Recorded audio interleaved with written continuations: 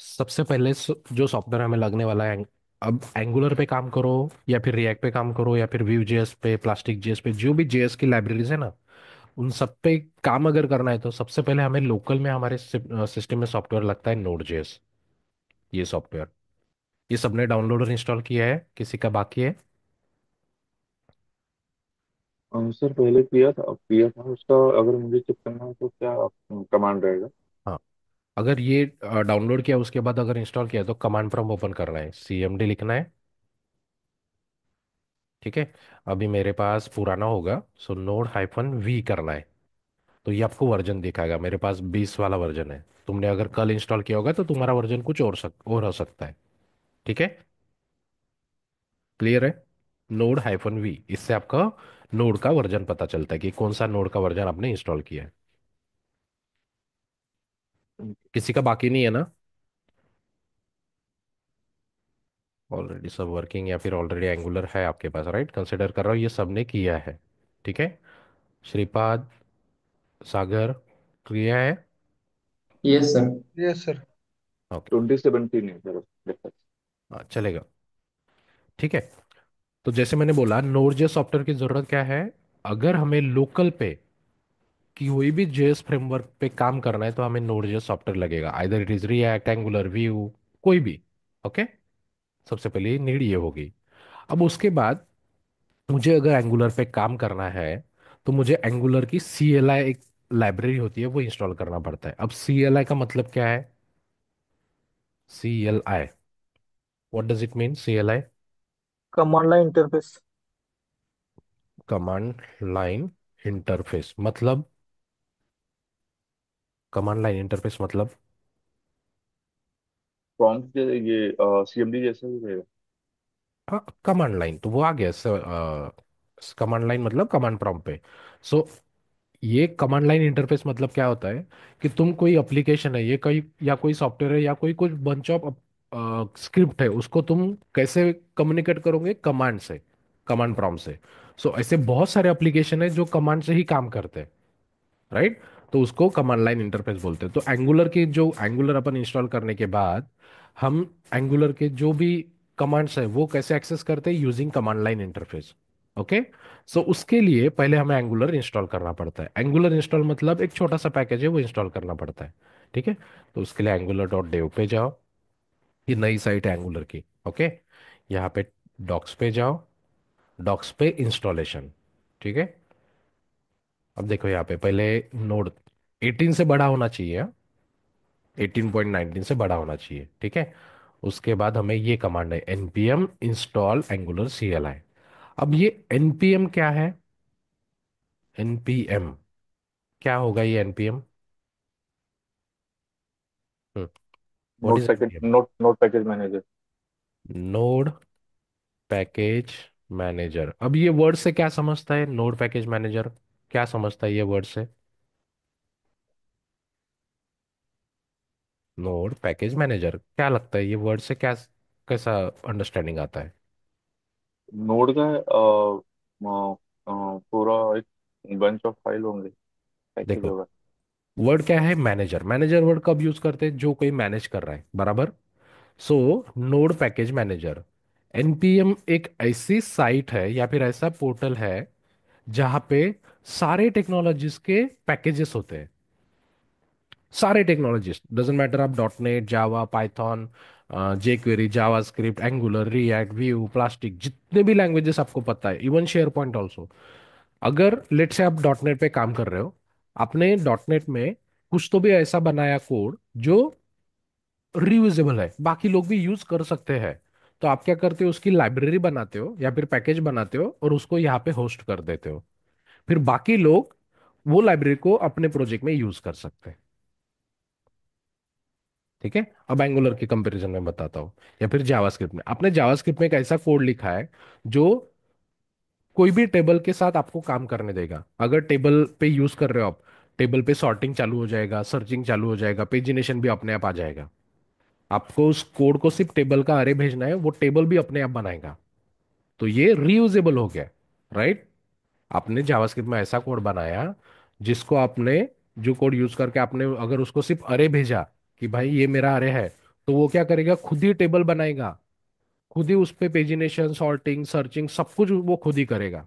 तो ये क्या हो गया, पैकेज हो गया, लाइब्रेरी हो गया। तो आप उस लाइब्रेरी उसको पैकेज कन्वर्ट कर सकते हो और यहाँ पे होस्ट कर सकते हो। फिर अदर डेवलपर, लेट से मैं ऐसा सर्च कर रहा हूँ कि यार ऐसा कोई जावास्क्रिप्ट लाइब्रेरी है क्या जो अपने आप सारी चीजें करे, तो मैं वो लाइब्रेरी यूज अपने प्रोजेक्ट में भी यूज कर सकता हूँ। सो एनपीएम एक ऐसा पोर्टल है जहाँ पे हर एक टेक्नोलॉजीज के पैकेजेस रख सकते हैं अपन, और वो पैकेजेस बाकी लोग यूज कर सकते हैं। अभी समझा? एनपीएम नोड पैकेज मैनेजर, इसलिए मैनेजर वर्ड था कि जो पैकेज को मैनेज करने का ये पोर्टल है। क्लियर? Yes. ओके। तो ये आपको लोकल में इंस्टॉल करना, ये अपन ने नोड.जेएस जो सॉफ्टवेयर इंस्टॉल किया ना, इसके वजह से ही अपन इसके साथ कम्युनिकेट कर सकते हैं लोकल में। ठीक है। तो अभी ये जो कमांड है npm इंस्टॉल, हर कमांड जब भी आपको नोड पैकेज मैनेजर से कोई पैकेज इंस्टॉल करना है तो npm इंस्टॉल ही रहेगा, उसके बाद आपके पैकेज का नाम। अगर मैं इसको सर्च करता हूँ एंगुलर CLI, ये मेरा पैकेज का नाम है, यहाँ पे सर्च करता हूँ, @ नहीं डाला। ठीक है, देखो एग्जैक्ट डाला। अब इसका वर्जन देखते लेटेस्ट कौन सा है। लेटेस्ट वर्जन क्या है, 19.1.6। लेट से जैसे अपन ने टेबल का एग्जांपल लिया, आपने एक टेबल का पैकेज बनाया, बेसिक बनाया, आपने होस्ट किया, फिर उसने आपने कुछ और चेंजेस किए तो फिर से होस्ट करोगे ना, तो उसके अलग अलग वर्जन जाएंगे। तो देखो इस पैकेज के कितने वर्जन है, 17, नहीं किधर है, 874, मतलब जब से एंगुलर आया तब से उन्होंने ये लाइब्रेरी पे कुछ ना कुछ काम करते हुए अभी उनका 874 वर्जन हो चुके हैं। तो अगर आपने खुद का बनाया ना, तो हर एक बार अगर आप अपलोड करेंगे ना, तो आपको वर्जन चेंज करते जाना पड़ेगा। ठीक है। तो लेटेस्ट वर्जन कौन सा है, 19.1.6। ठीक है। अब इसको इंस्टॉल करते हैं, तो ये मेरी कमांड है। इसको कहाँ पे इंस्टॉल करना है, कमांड प्रॉम्प्ट पे जाना है और यहाँ पे करना है पेस्ट और एंटर मार देना है। क्लियर? आपका क्या हो जाएगा, नोड सॉरी एंगुलर इंस्टॉल होगा। ठीक है।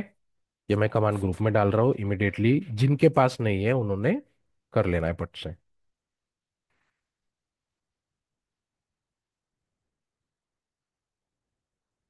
ग्रुप में मैंने कमांड डाला है, और पर्सनल लैपटॉप पे ही करना है, ठीक है, कंपनी के लैपटॉप पे मत करो, बाकी के प्रोजेक्ट चलना बंद हो जाएगा।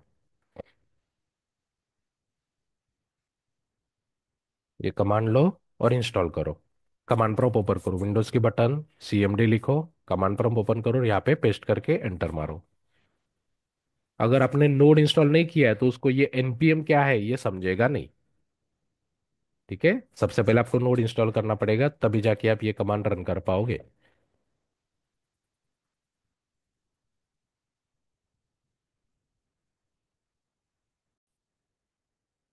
ठीक है? अगर वो होने के बाद अभी यहाँ पे चेक करना है कि एंगुलर इंस्टॉल हुआ है कि नहीं, तो NG-V टाइप करो।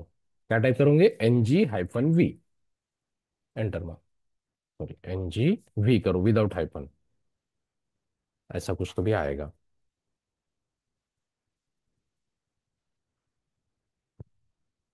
Yes.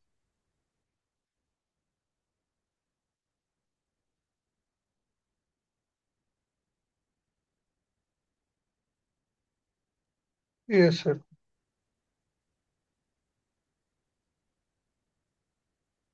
सबका हुआ है यहाँ तक? सर NG नॉट रिकॉग्नाइज्ड रहते. हाँ, तो तुम्हारा ये हुआ क्या पहला वाला? हा पहिलं वाला झालं. एक काम करो, कमांड प्रॉम्प्ट क्लोज करो, फिर से ओपन करो और फिर से ट्राई करो NG-V, NG स्पेस भी है।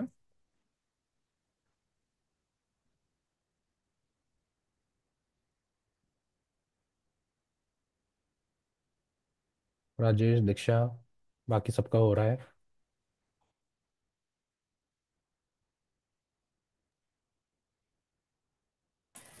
हाँ सर, हो गया। सागर चल, बताओ हुआ क्या, या फिर स्क्रीन शेयर करो।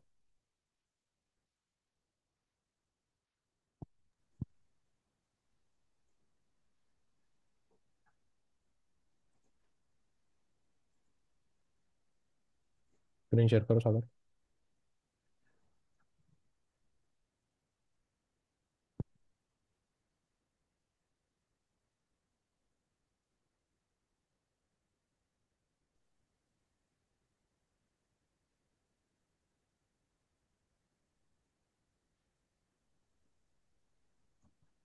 एक काम करो, पहली कमांड कॉपी पेस्ट करो, इसके पहले वाली, इंस्टॉल वाली। चल।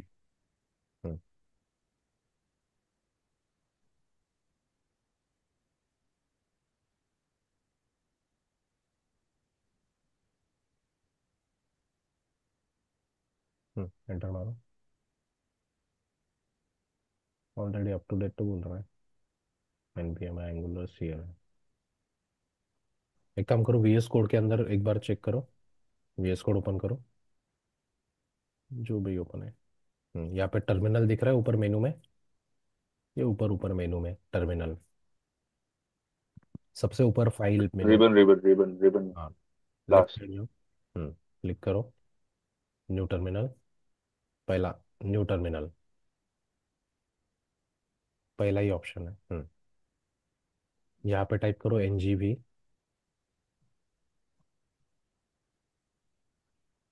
NG इज नॉट रिकॉग्नाइज, ठीक है। ये होने के बाद ना और एक बताता हूँ, वो एक बार करके देखो।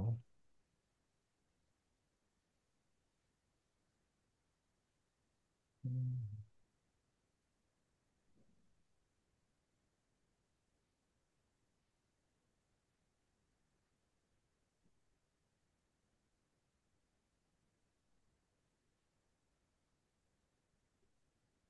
अब किसी किसी के सिस्टम में VS कोड के अंदर वो NG समझेगा नहीं, तो उसके लिए ये कमांड, कमांड प्रॉम्प्ट ओपन करो और यहाँ पे ये कमांड डालो। अगर कमांड प्रॉम्प्ट ओपन करो नया, और यहाँ पे ये कमांड एग्जीक्यूट करके देखो, या फिर सागर एक बार रिस्टार्ट करना पड़ेगा अगर स्टिल नहीं हो रहा है तो। पेस्ट करो वो कमांड। अगर किसी किसी के इसमें VS कोड के अंदर NG की कमांड नहीं चल रही, तो ये कमांड ये एग्जीक्यूट करना है, एक बार अभी करके देखो NGV। VS कोड में एक्सपोर्ट करना होगा ना कमांड। VS पे करो या फिर बाहर भी करो। नहीं वहां पे सर। चल रहा है मेरा। चल रहा है ना? हाँ। नहीं, कमांड प्रॉम्प्ट में चलेगा, VS कोड के अंदर टर्मिनल में अगर नहीं चल रहा है NG, तो ये हम्म। कमांड फायर करना पड़ेगा। ओके। सागर एक बार रिस्टार्ट करके देखना, ठीक है? सर लेक्चर झाल्यावरच करू का हाँ हाँ, रिस्टार्ट? चलेगा। हाँ सर। ठीक है, स्टॉप करो। ओके, कंसिडर कर रहा हूँ सबका हो रहा है अपार्ट फ्रॉम सागर। ठीक है। अब हमें हमारा नोड.js इंस्टॉल हो गया और एंगुलर भी सेटअप, एंगुलर का भी पैकेज हमने इंस्टॉल कर लिया। ओके। अब हमें एंगुलर का प्रोजेक्ट क्रिएट करना है। अब प्रोजेक्ट है, तो जब भी हम बोलते हैं प्रोजेक्ट, तो project contain so many file. ठीक है। जब अपन नॉर्मली जावास्क्रिप्ट पढ़ रहे थे, तो जावास्क्रिप्ट में क्या था, एक एक HTML की फाइल बना बना रहे थे, उसी में अपना कोड लिख रहे थे। बट व्हेन वी से project, project has number of files. ठीक है। उसमें बहुत सारी फाइल्स होती है, वो सारी मिला के अपना एक प्रोजेक्ट बनता है। ठीक है।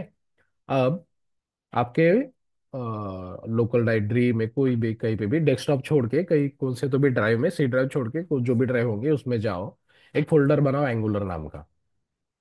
ठीक है। अब मेरे पास एंगुलर 19 का बना हुआ है, इसके अंदर नया टर्मिनल ओपन करो। अब नया टर्मिनल कैसे ओपन, कमांड प्रॉम्प्ट ओपन करना है, तो एक तो राइट क्लिक करो, यहाँ पे दिख रहा है ओपन इन टर्मिनल आ रहा है, फोल्डर क्रिएट करो, फोल्डर के अंदर राइट क्लिक करो, और यहाँ पे ओपन टर्मिनल आएगा।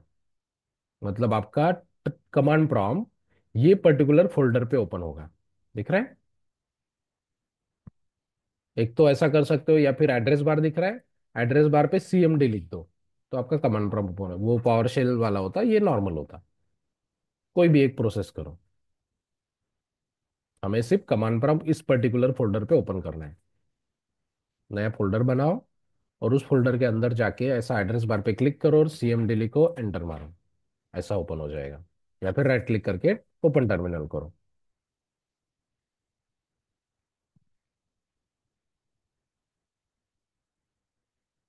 हो गया सबका? इसके बाद हमें अभी प्रोजेक्ट क्रिएट करना है। अब प्रोजेक्ट क्रिएट करने की कमांड होती है, अब जैसे मैंने बोला एंगुलर, ये वाला हमने CLI इंस्टॉल किया, एंगुलर CLI। इसके वजह से हम अपने कमांड प्रॉम्प्ट पे सारे एंगुलर की कमांड रन कर सकते हैं। ठीक है। तो अब प्रोजेक्ट क्रिएट करना है, तो भी हम कमांड से ही करेंगे। कंपोनेंट क्रिएट करना है वो भी कमांड से, सर्विस क्रिएट करना है, प्रोजेक्ट रन करना है, सब कुछ कमांड से ही होता है। ठीक है। सो एनजी न्यू, और अपने एंगुलर की कमांड किससे स्टार्ट होती है? एनजी, एनजी स्पेस न्यू, और उसके बाद प्रोजेक्ट का नाम।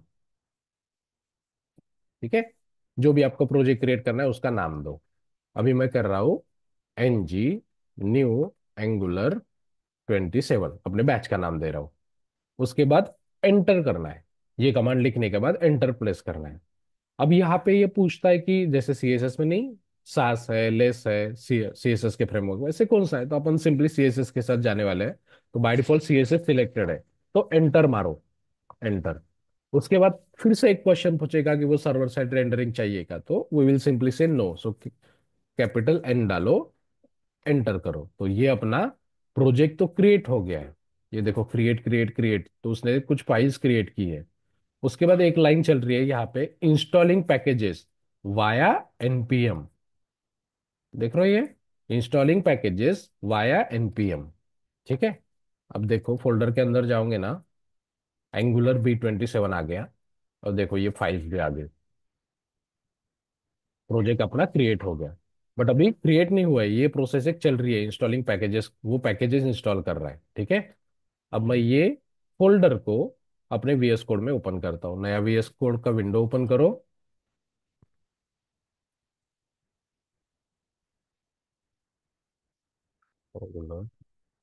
B27, ये अपनी कमांड है प्रोजेक्ट क्रिएट करने की, ये भी डाल रहा हूँ मैं ग्रुप में।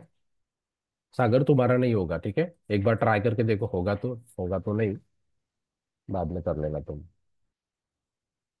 सर इसमें सर्वर साइड रेंडरिंग यस करना है नो करना है no sir? No no, no करना कैपिटल N, नो करना है। है। ठीक है। क्रिएट अब हो गया। अभिकरण, हाँ क्रिएट हो गया है सर, ये सेम। ठीक है, होने दो वो पूरा प्रोसेस। उसके बाद VS कोड में जाओ और यहाँ पे ओपन फोल्डर करना है, ओपन फोल्डर। अगर किसी का ऐसा नहीं आ रहा है तो फाइल में जाके ओपन फोल्डर करो, जहां पे अपन ने प्रोजेक्ट क्रिएट किया वो फोल्डर में जाओ। ये वाला मेरा प्रोजेक्ट है, तो ये पर्टिकुलर फोल्डर सिलेक्ट करना है, जो आपका प्रोजेक्ट का नाम है ना, वो फोल्डर सिलेक्ट करना है। अपना प्रोजेक्ट अपने VS कोड में ओपन हुआ, सबसे पहले फाइल तुम्हारी .VS कोड आनी चाहिए।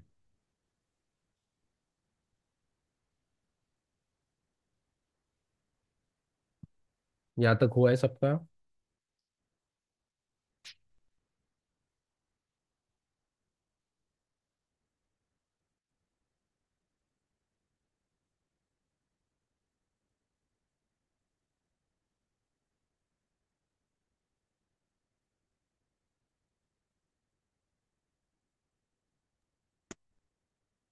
किसी को कुछ एरर आ रहा है?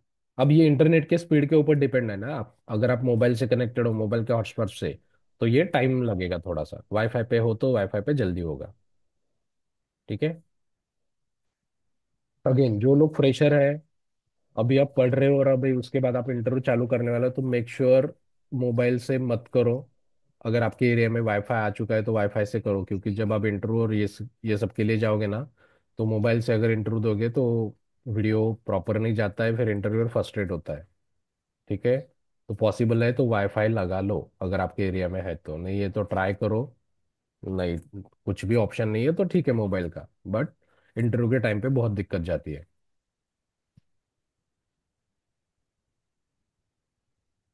ठीक है, हो रहा है सबका ये?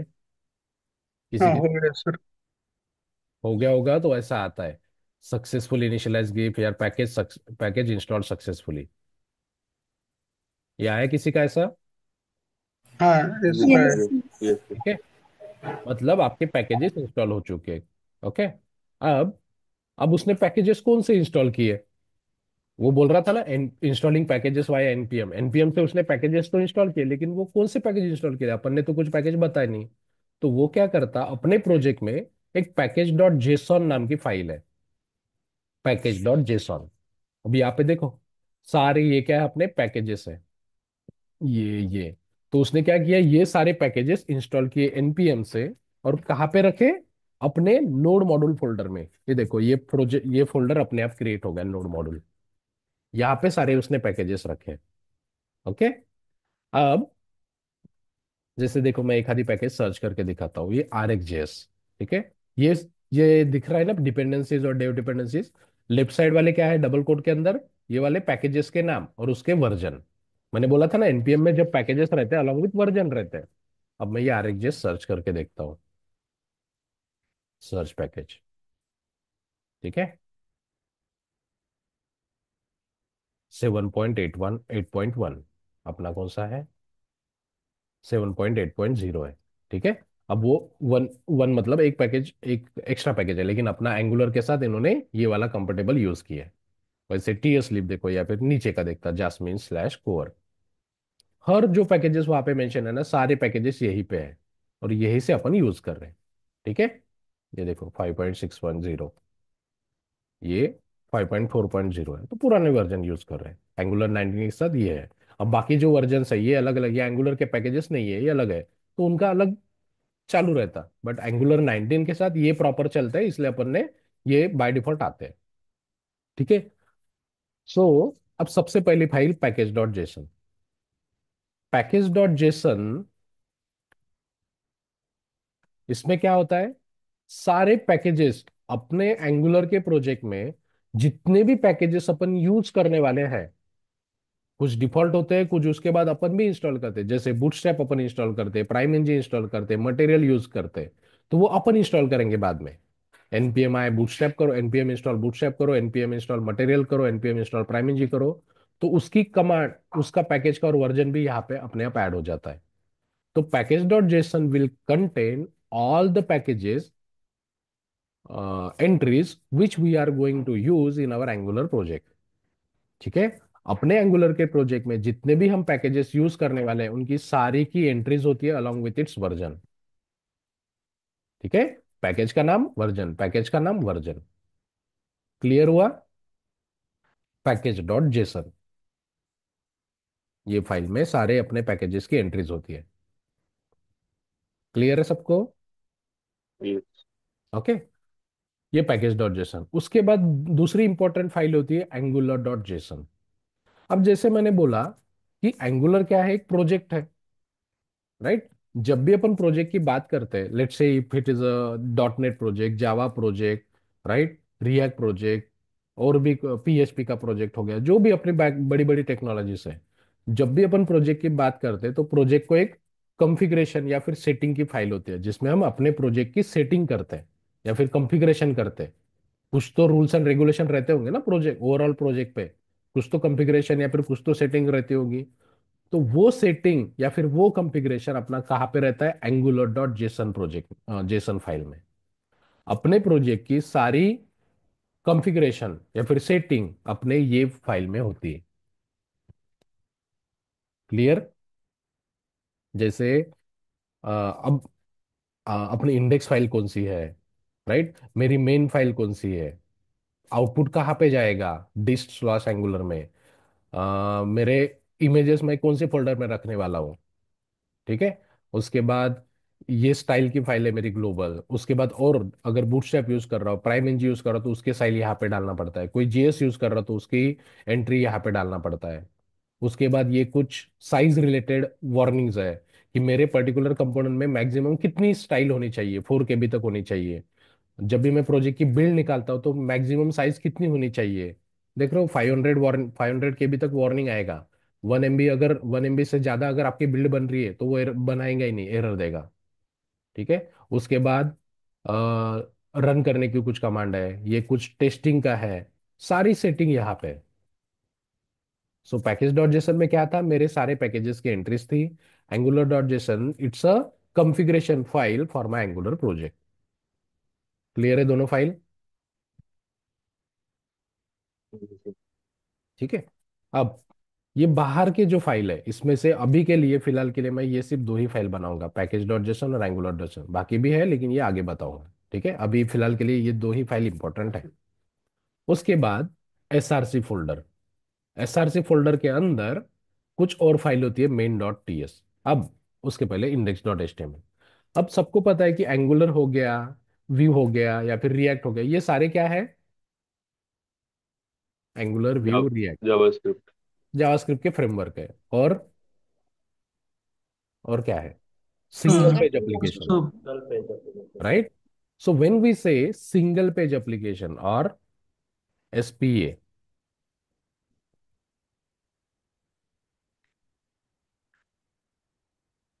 अब जब सिंगल पेज एप्लीकेशन बोलते हैं मतलब सिंगल पेज एप्लीकेशन मतलब क्या? तो हमारे पेज में एक ही एचटीएमएल का पेज रहेगा, वैसे तो मल्टीपल रहेंगे, एटलीस्ट रिएक्ट में तो वो एक ही एचटीएमएल का पेज रहता है, उसके बाद एचटीएमएल का पेज ही नहीं देखेगा। बाकी पूरा अपना अपना जो एचटीएमएल रहता है ना वो कंपोनेंट के अंदर ही रहता है, जावास्क्रिप्ट के अंदर। बट एंगुलर में एटलीस्ट अलग अलग एचटीएमएल की फाइल दिखती है। बट ये जो एचटीएमएल का पेज है ना वही हमारा ब्राउजर में रन होगा कंटिन्यूअसली। उसके अंदर ये जो दिख रहा है ऐप रूट, इसके अंदर अपने कंपोनेंट सारे रेंडर होते रहेंगे, लेकिन हमेशा यही पेज एक्टिवेट रहेगा ब्राउजर में। तो ये वो सिंगल पेज एप्लीकेशन है अपना। Okay, angular is a single page application, तो ये वो अपना एचटीएमएल का पेज है। और इसके अंदर ये जो ऐप रूट दिख रहा है ना, यहाँ पे अपना पूरा एप्लीकेशन अपना रेंडर होगा। ठीक है। अब सो अपना सिंगल पेज एप्लीकेशन कौन सा था? Index dot H T M L. अब किसी किसी प्रोजेक्ट में ना लोग क्या करते हैं, इसको चेंज कर देते, इंडेक्स ना रखते हुए डेमो या कुछ भी नाम देते। अगर आपने यहाँ पे नेम चेंज किया ना तो यहाँ पे भी नेम चेंज करना है। यहाँ से अपन बता रहे कि मेरे सिंगल पेज एप्लीकेशन कौन सा है, तो यहाँ पे भी आपको चेंज करना पड़ेगा। ठीक है। उसके बाद ये देख रहा है मेन डॉट टी एस। अब जब भी अपन प्रोजेक्ट की बात करते हैं ना, प्रोजेक्ट अगर रन हो रहा है तो बाय डिफॉल्ट एक कोई तो भी फाइल होती है जो एग्जीक्यूट होती है, राइट? डॉट नेट बैकग्राउंड से कौन है? Is from dot net background?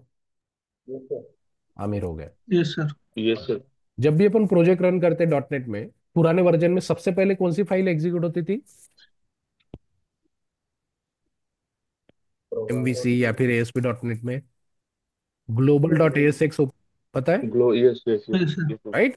Global dot ASAX जो फाइल सीएस फाइल होती है वो रन होती थी सबसे पहले। वैसे अभी जावा में मुझे पता नहीं है, लेकिन जब भी अपन कोई बड़े टेक्नोलॉजी की बात करते हैं तो एक कोई तो भी फाइल होती है जो सबसे पहले रन होती है, उसके बाद अपना पूरा एप्लीकेशन लोड होता है। वैसे ही एंगुलर में मेन डॉट टीएस ये ऐसी फाइल है, जब भी अपन एंगुलर प्रोजेक्ट चालू करते हो तो सबसे पहले कौन सी फाइल एग्जीक्यूट होती है? Main dot TS. This is entry of our Angular application, यहां से अपना एंगुलर एप्लीकेशन स्टार्ट होता है। क्लियर? इसकी भी एंट्री कहाँ पे है? मैं एंगुलर डॉट जेसन में। इसलिए मैंने बोला ना कि एंगुलर डॉट जेसन क्या है? अपनी पूरी प्रोजेक्ट की कॉन्फ़िगरेशन फाइल है, तो यहां से वो सारी लिंकिंग होती है। क्लियर?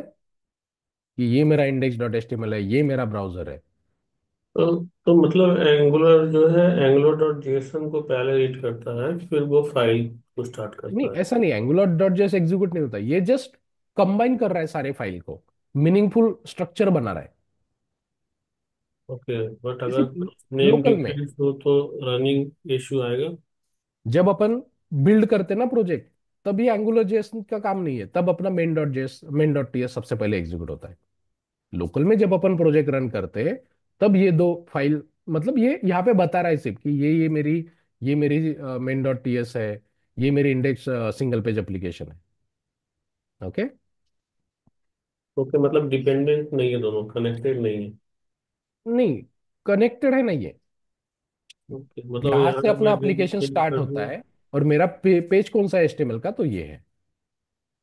ओके, अगर मैं ऐसे कुछ नेम चेंज कर दूँ तो एग्जीक्यूशन में कोई फर्क नहीं पड़ेगा। नहीं, अगर पड़ेगा। आपने ये मेन डॉट टीएस को इंडेक्स डॉट टीएस कर दिया तो आपको यहाँ पे वो इंडेक्स डॉट टीएस डालना पड़ेगा। करना पर पड़ेगा, राइट। मीन्स क्योंकि यहाँ से वो सर्च कर रहा है रिलेटेड ना। है। हाँ। ओके। right? हाँ। देखो, ये जो मैं चीजें बता रहा हूँ ना, कभी कभी ये समझ में मतलब जो नए हैं उनको थोड़ा सा ये होता है, नॉर्मली मैं बताता नहीं हूँ, लेकिन यहाँ पे ऑलरेडी वर्किंग लोग हैं इसलिए मैं बता रहा हूँ। अब इसका क्यों इंपॉर्टेंस है? बहुत सारे इंटरव्यूअर अभी जैसे मैंने बोला ना कि चैट जीपीटी और एआई टूल की वजह से क्वेश्चंस टोटली चेंज हो रहे हैं। तो आपको वो पूछते हैं कि हाँ ठीक है, what's the starting point of angular application, आप मेन डॉट टीएस बोलोगे, फिर वो पूछेगा कि कैसे, तो क्या बताओगे? तो वो यहाँ से बताना है कि हमारे एंगुलर डॉट जेसन में हम ब्राउजर को बताते हैं, ब्राउजर जो सेटिंग होते हैं ना वहाँ पे बताते हैं हमने कि हमारी ये main dot TS execution file है और ये इंडेक्स डॉट एचटीएमएल है। ओके। तब जाके वो आपका नॉलेज कन्वर्ट होता है कि नहीं, इसको सही में पता है, इसने सिर्फ थ्योरेटिकल रट्टा मार के नहीं आया है। ओके। ठीक है। हम्म, हम्म। चलो। सो अब मेन डॉट टीएस में देखो, मेन डॉट टीएस एग्जीक्यूट होगा। यहाँ पे देखो बूटस्ट्रैप एप्लीकेशन, अब अपना सीएसएस वाला बूटस्ट्रैप नहीं है। ओके। लैपटॉप या फिर कंप्यूटर जब चालू होता है तब उसमें बूटस्ट्रैपिंग होता है। वर्ड सुना है बूटस्ट्रैपिंग? एक कोई तो भी सीमॉस बैटरी या कुछ तो भी होता है ना लैपटॉप या फिर पीसी में। जब अपना कंप्यूटर चालू होता है तो अपन उसको बूटस्ट्रैप करते हैं। अपना सीएसएस का बूटस्ट्रैप नहीं, ये अलग बूटस्ट्रैप है, मतलब किसी चीज को चालू करना ऐसा कंसिडर करो। ओके। सो जब अपना एंगुलर का मेन डॉट एस एग्जीक्यूट होगा, मेन डॉट एस एग्जीक्यूशन में क्या लिखा है? बूटस्ट्रैप एप्लीकेशन, और वहां पे क्या बोझा है? App component. ओके। अब ये जाएगा ऐप कंपोनेंट के साथ। ऐप कंपोनेंट तो इंस्टॉल करेगा, लेकिन उसके साथ कॉन्फ़िगरेशन भी दिया है ऐप कॉन्फ़िग। कहाँ पे है ये ऐप कंपोनेंट? कहाँ पे है? दिख रहा हो यहाँ पे ऐप फोल्डर के अंदर है। ऐप फोल्डर के अंदर ऐप डॉट कंपोनेंट, तो ऐप फोल्डर के अंदर जाते हैं। Okay, one more thing. App folder के बाहर ये style dot C S S है, ये अपनी ग्लोबल सी एस है। ओवरऑल ओवरऑल प्रोजेक्ट में आपको कुछ सी एस एस रखना है तो यहाँ पे रखोगे। ठीक है। अब ऐप फोल्डर के अंदर main dot T S execute होने के बाद नेक्स्ट कौन सा फाइल एग्जीक्यूट हो रहा है? App component. तो ये अपना कंपोनेंट है। कंपोनेंट का एचटीएमएल देखो, सॉरी डॉट टी एस यहाँ पे दिख रहा है ऐप रूट। ये ऐप रूट अपन ने कहाँ पे देखा था? ये कहाँ पे देखा था? और index.html। इंडेक्स डॉट एचटीएमएल देखो, मैं बोला था ना इंडेक्स डॉट एचटीएमएल में। तो जब भी आपका एप्लीकेशन रन होगा तो आपका ये सिंगल पेज हमेशा ब्राउजर पे रहेगा और इसके अंदर आपका ऐप कंपोनेंट लोड होगा। तो ये क्या है? आपके कंपोनेंट का सिलेक्टर है। अब कंपोनेंट, ठीक है, कंपोनेंट में बाद में बताऊंगा, पहले ऐप कंपोनेंट मतलब जैसे ही आपका मेन डॉट टीएस एग्जीक्यूट होगा वो क्या करेगा? नेक्स्ट ऐप कंपोनेंट को इंस्टॉल इनिशियलाइज कर देगा। ओके। उसके बाद ऐप कॉन्फ़िग, तो ये अपना ऐप कॉन्फ़िग है। अब ये ऐप कॉन्फ़िग क्या है? तो पुराने स्ट्रक्चर में हमारे पास ऐप मॉड्यूल होता था। ओके। लेकिन जब से हमें स्टैंड अलोन मिला है तो उसने क्या किया? ऐप मॉड्यूल निकाल दिया और ऐप मॉड्यूल की जगह उसने सिर्फ ऐप कॉन्फ़िग रखा। तो ऐप कॉन्फ़िग में सिर्फ हमारे पास क्या है? प्रोवाइडर। प्रोवाइडर में क्या जाता है? Injectable services. ओके। फिलहाल के लिए इतना ही याद रखो। ऐप कॉन्फ़िग क्या है? हमारे ऐप मॉड्यूल का रिप्लेसमेंट है। अब मैं पहले नया प्रोजेक्ट बता रहा हूँ, फिर मैं यही चेंजेस पुराने प्रोजेक्ट में भी दिखाऊंगा कि पुराने प्रोजेक्ट में क्या क्या था। ऑलमोस्ट बेसिक सेम है, सिर्फ प्रोजेक्ट प्रोजेक्ट का स्ट्रक्चर चेंज है। ठीक है। यहाँ पे वो ऐप मॉड्यूल नहीं है, वहां पे ऐप मॉड्यूल होता था। ठीक है। अब सो एक बार फिर से मैं फ्लो बताता हूँ। अपने पूरे प्रोजेक्ट में जितने वर्जन है वो कहाँ पे है? पैकेज डॉट जेसन में। मेरे एंगुलर के प्रोजेक्ट में जितने पैकेजेस यूज करने वाला हूँ मैं, उनकी सारी की एंट्रीज यहाँ पे होती है। उसके बाद angular dot JSON. Angular dot JSON में क्या होता है? अपने पूरे प्रोजेक्ट की कंफिग्रेशन होती है। यहाँ पे मेरा सिंगल पेज कौन सा है, मेरा मेन डॉट टीएस कौन सा है, वो सारा एग्जीक्यूशन दिया है अपन ने। ये होने के बाद जब अपना एंगुलर प्रोजेक्ट पहली बार स्टार्ट होता है तो मेन डॉट टीएस एग्जीक्यूट होती है। मेन डॉट टीएस में अपन ने कौन किस कंपोनेंट का रेफरेंस दिया है? App component. Saying app component मेरा क्या है? Parent component. सो सबसे पहले ऐप कंपोनेंट लोड होगा, तो वो जाएगा यहाँ पे और ये कंपोनेंट रेंडर करेगा। उसके बाद ऐप कॉन्फ़िग है हमारा और ऐप राउट है, यहाँ पे अपन अपने राउट्स रखते हैं। ठीक है। ये क्या है? ये क्या होगा? क्या यूआरएल, लगता है? न्यू न्यू यूआरएल पेजेस के यूआरएल यहाँ हम लोग नहीं नहीं, डिसाइड करें। ये जो मैं सिलेक्ट किया ये क्या है? क्या? route, excuse navigation। अरे कॉमन सेंस जगह पे रख के क्वेश्चन देखो। इंटरव्यूअर कुछ भी कभी भी पूछता है, कैसे भी पूछता है। मैंने सिलेक्ट राउट, किया ये क्या है? ठीक है, अभी मैं ये निकालता हूं। अब बताओ ये क्या है? अरे अरे है ना? अरे अरे दैट वाज माय क्वेश्चन। ठीक है। अब ये थोड़ा सा एक्सपोर्ट और ये डेटा टाइप वगैरह आ गया, लेकिन बेसिकली क्या है? यहाँ पे देखो ना, इक्वल टू, इसके अंदर क्या स्टोर किया है? अरे क्रिएट किया है, राइट? तो यहाँ पे अपन अरे रखते हैं अपने। ओके। सो एंगुलर में हम टाइपस्क्रिप्ट के साथ काम करते हैं, तो सारे फाइल के एक्सटेंशन देखो डॉट टी एस है। ठीक है। अब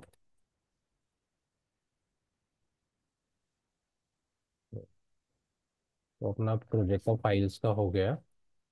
अब हाँ, और एक चीज, अब पैकेज डॉट जेसन में नोड मॉड्यूल में क्या होता है? मैंने बताया था नोड मॉड्यूल में क्या होता है। जब अपन प्रोजेक्ट पहली बार क्रिएट करते हैं तो वो क्या करता है? पैकेज डॉट जेसन को रीड करता है, इसमें जो जो पैकेजेस है वो सारे इंस्टॉल करता है और यहाँ पे रखता है। बराबर, क्लियर है? हाँ यस। तो नोड मॉड्यूल में क्या है, मैंने जितने भी एंगुलर मेरे पैकेज डॉट जेएसएस में जितने भी पैकेजेस है उनका वो डाउनलोड करके यहाँ पे रखता है। ठीक है। अब जैसे जोन डॉट जेएस दिखाता हूँ, सबसे एंडिंग में होगा ना, देखो दिख रहा है जोन डॉट जेएस। वैसे ही टीएस लिब देखते हैं, तो टी, देखो टीएस लिब। ओके। अब जो जो पैकेजेस मैंने इंस्टॉल किया उसके तो फोल्डर है, लेकिन मेरे पास पैकेजेस कितने हैं, ये लेट से 10 हो गए, ये 10 हो गए, 20 है। लेकिन नोड मॉडल का फोल्डर देखेंगे तो देखो कितने सारे इंस्टॉल हुए, ये तो मैंने बताया नहीं। या फिर ये जैसे ईएस बिल्ड हो गया है क्या मेरे पास, नहीं है ईएस बिल्ड यहाँ पे, तो भी उसने इंस्टॉल किया। बैबल, ये भी नहीं है यहाँ पे, तो भी इंस्टॉल किया। तो ये सारे पैकेजेस उसने क्यों इंस्टॉल किया? तो अब ये जो बेबल होगा, बेबल किसका डिपेंडेंसी होगा, इधर है वेबपैक।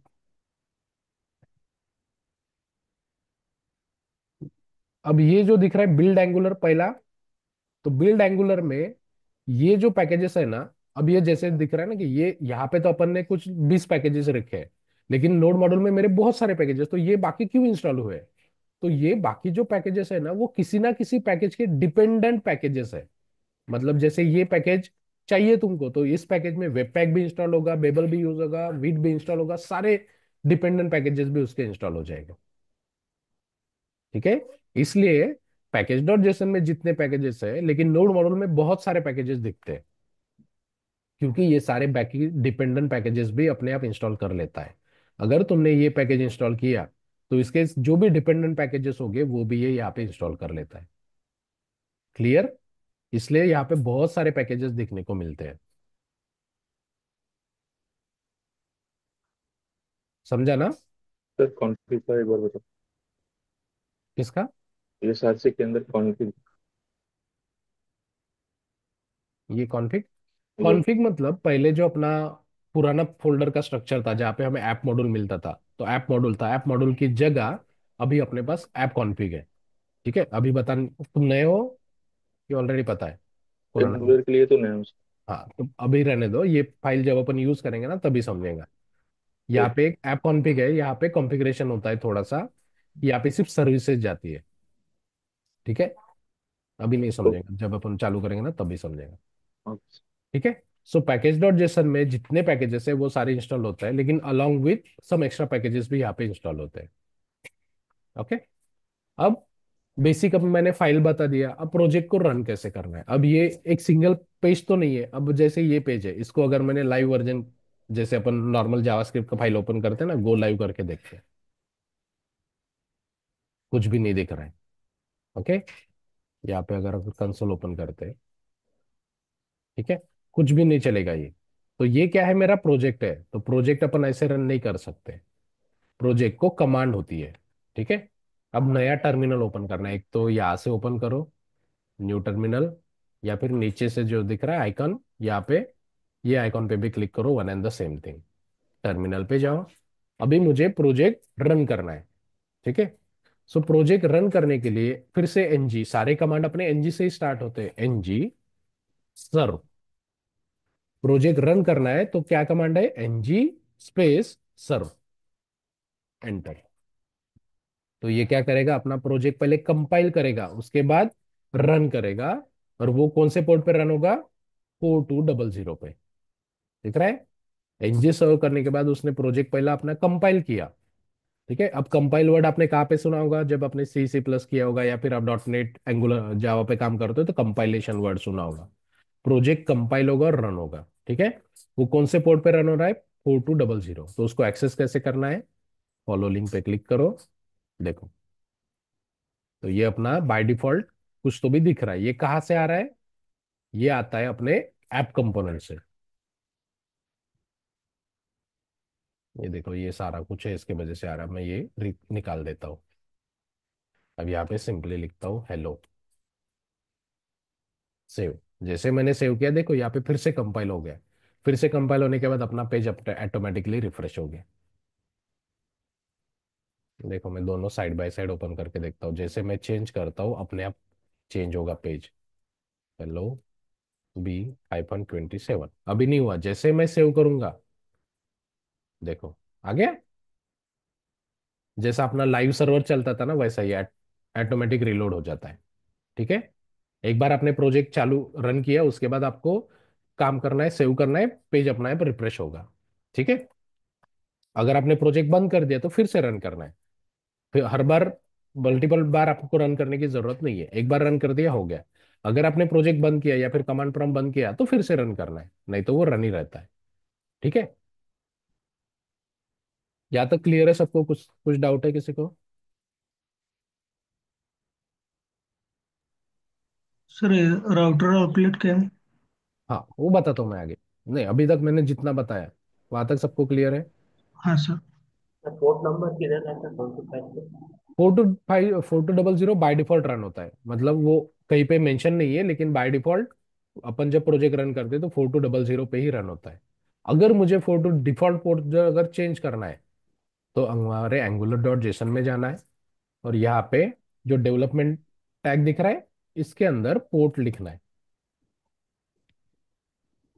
अब लगे से मैंने 4203 किया है, तो अगर अब तुम रन करोगे ना प्रोजेक्ट तो कौन से पोर्ट पे रन होगा? 4203 पे। अगर यहाँ पे पोर्ट नहीं डाला तुमने तो बाय डिफॉल्ट कौन सा पोर्ट है? 4200। अगर तुमको वो पोर्ट चेंज करना है तो फिर यहाँ पे पोर्ट डालो, या फिर रन करते समय भी हाइफन हाइफन पोर्ट भेजो तो भी चलेगा। तो यहाँ पे जो पोर्ट डालोगे उस पर रन होगा। ठीक है। सर ENG सर्व करने पे मुझे आ रहा है detail and how to change the setting, yes और नो। क्या आ रहा है? पूछ रहा है कि for the more detail and how to change the setting, पूछ रहा है यस और नो। क्यों आता है ये? Screen shot. हाँ, भेजो ग्रुप में, भेजो अरे यहाँ पे भेजो।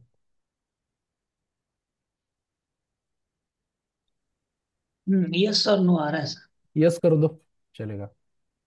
ठीक है, यस कर दो उसे। Okay sir. ओके। सो यहाँ तक अपना प्रोजेक्ट फाइल कंप्लीट हुआ। प्रोजेक्ट रन कैसे करते हैं वो हुआ। अब मैं बताता हूँ कंपोनेंट थोड़ा सा कि कंपोनेंट क्या है। अब सबसे पहले कंपोनेंट मतलब क्या है, एक मिनट हम देखने दो ये क्या है।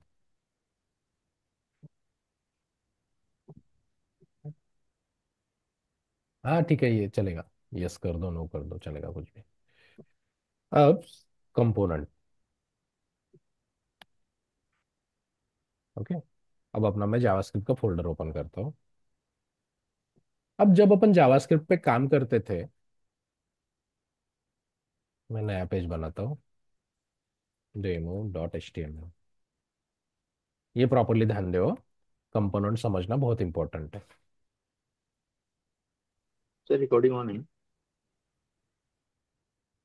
हाँ वाला। ठीक है। तो मैंने HTML का पेज बनाया। अब अपना कोडिंग कहाँ पे लिखते हैं अपन? ये मेरा HTML का पेज है, मुझे कोड लिखना है। स्क्रिप्ट फिर टैग। पे क्या? राइट। स्क्रिप्ट टैग में सारी कोडिंग अपनी यहाँ पे जाती है, variable declaration, if else function, सब कुछ अपना यहाँ पे जाता है। मुझे CSS लिखना है तो स्टाइल। राइट, स्टाइल टैग में, बराबर। और अपना HTML पेज अपन यहाँ पे डिजाइन करते हैं बॉडी के अंदर, बराबर। ठीक है। अब अपन क्या कर सकते हैं, एक तो एक ही फाइल में ये स्क्रिप्ट भी रख सकते हैं या फिर स्टाइल भी रख सकते हैं, या फिर मैं एक्स्ट्रा फाइल क्रिएट कर सकता हूँ, demo.js, एक एक्स्ट्रा JS क्रिएट की, और ये JS मैं यहाँ पे इंपोर्ट कर सकता हूँ। जी। राइट।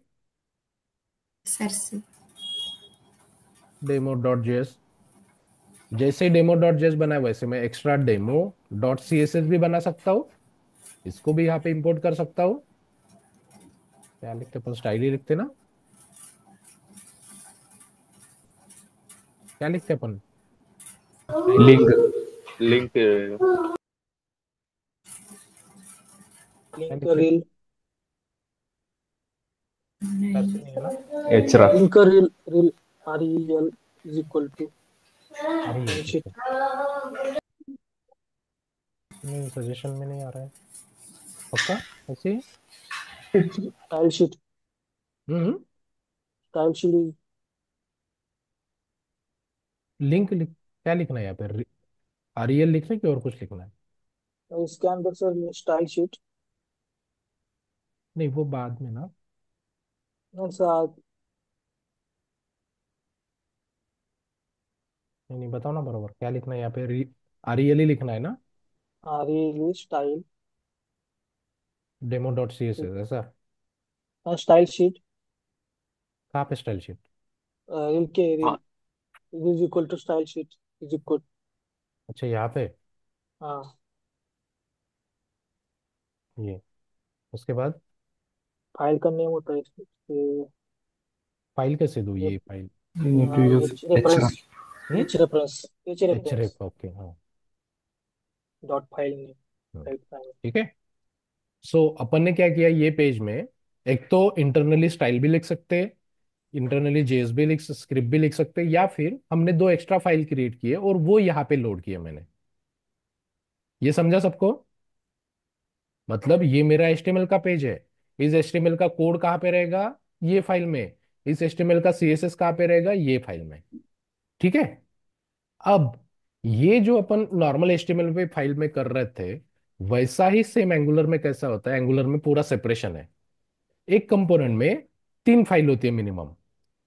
HTML जाएगी आपके HTML फाइल में, कोड जाएगा आपके TS फाइल में, ये दिख रहा है ऐप कंपोनेंट डॉट टीएस, और CSS जाएगी इस फाइल में। सो व्हेन वी से component, component is nothing nothing but like का HTML पेज, बट उसका कोड सेपरेट होता है। कोड TS फाइल में जाएगा, टेम्पलेट मतलब HTML फाइल में जाएगा, CSS फाइल में जाएगा। ठीक है। सो कंपोनेंट फॉर नाउ ऐसा कंसिडर करो, जिनको जो एंगुलर में टोटल नए हैं, component is nothing but like a page.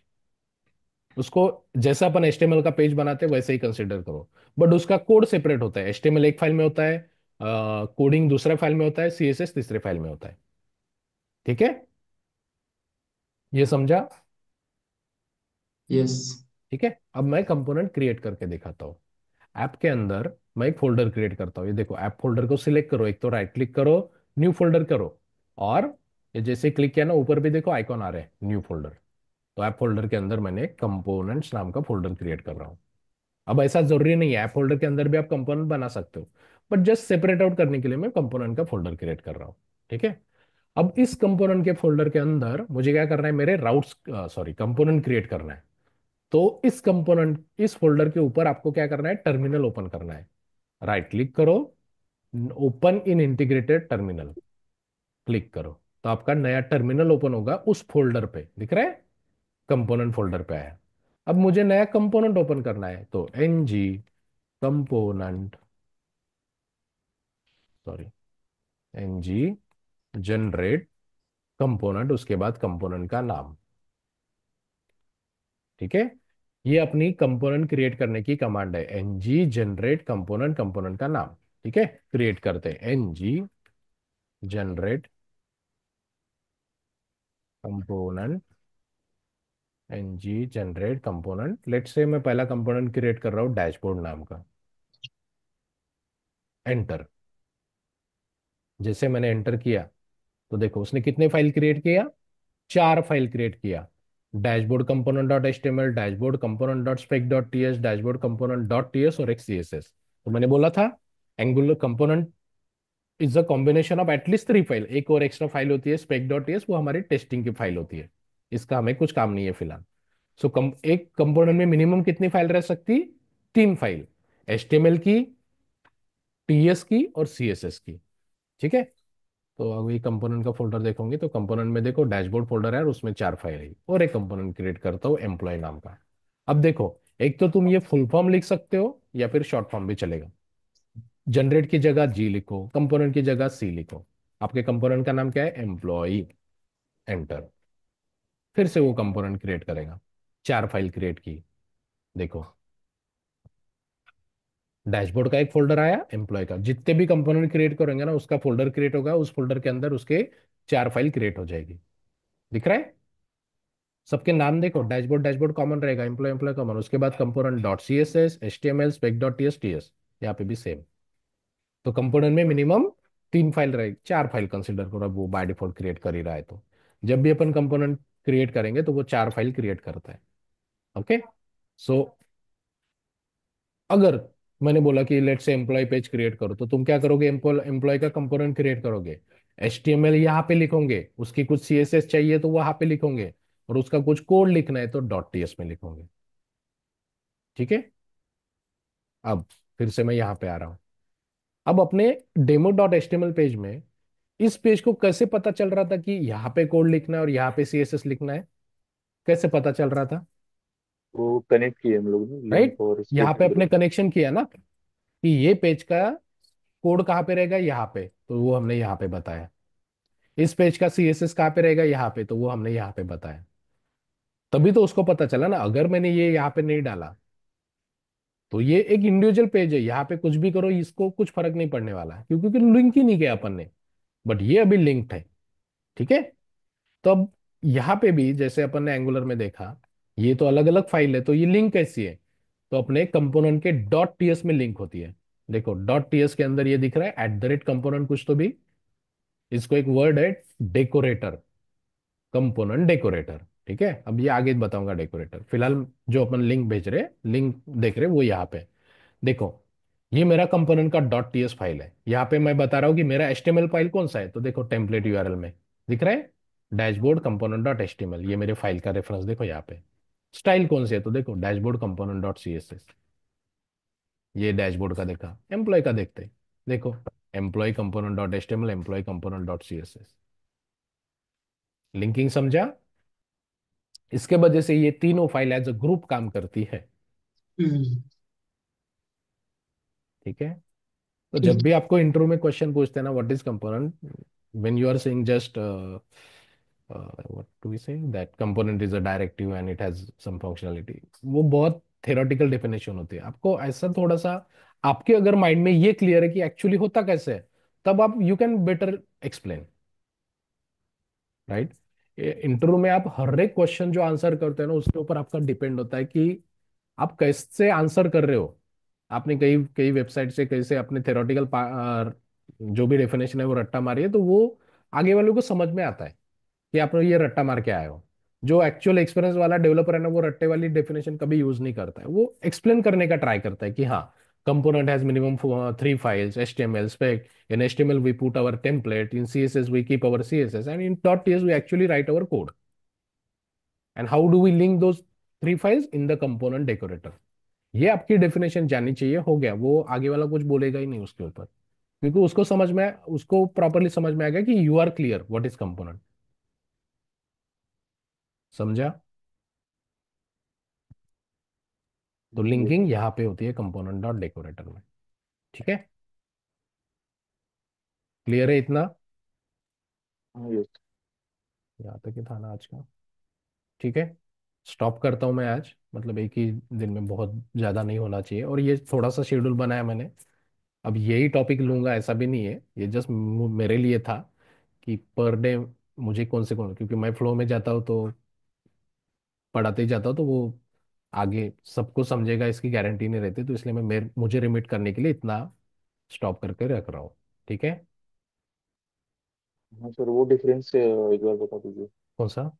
हाँ, बोल रहे थे ना आपको कि दोनों को कंपेयर करेंगे ओल्ड वर्जन में अभी मॉड्यूल का, कंपोनेंट नहीं मॉड्यूल का। अभी नहीं, मैं पहले नए वर्जन को कंप्लीट करूंगा, बेसिक चीजें, फिर वो वाला प्रोजेक्ट क्रिएट करूंगा पुराने वर्जन का, फिर उसमें ओ बताऊंगा। हाँ, ओके ओके। ऐसा पैरेलल दिखाएंगे तो बहुत कंफ्यूज होगा फिर से। क्लियर है सबको? किसी का प्रोजेक्ट क्रिएट नहीं हुआ है, किसी को रन नहीं हो रहा है, ऐसा कुछ है? हो गया सर। ठीक है।